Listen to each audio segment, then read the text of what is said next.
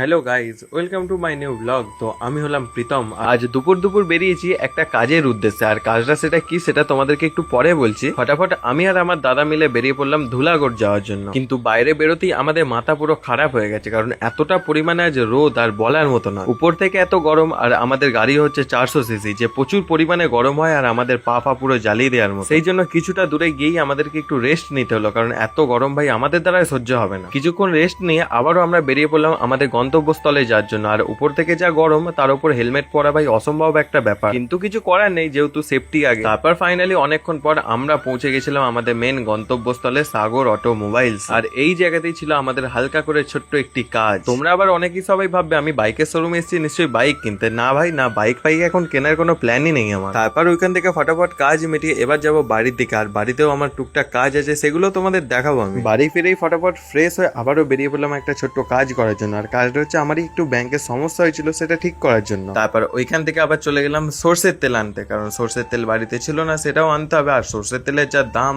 1 litre 200 টাকা। কিছু করার নেই, য টাকাই হোক খেতে গেলে কিনতে তো হবেই। চলো আজকের মতো আমার ডিউটি শেষ, কারণ আর হচ্ছে না আমার দ্বারা, কারণ সকাল থেকে ভাই এদিক ওদিক করে আমার মাথা পুরো নষ্ট হয়ে গেছে। তো চলো আজকের মতো টাটা, আবারও দেখা হবে পরের কোনো ভিডিও। ততক্ষণে তোমরা অবশ্যই কমেন্টে বলে যাও কে কোথা থেকে আমার ভিডিও দেখছো, যাতে আমিও জানতে পারি আমার ভিডিও কতদূর পর্যন্ত যায়।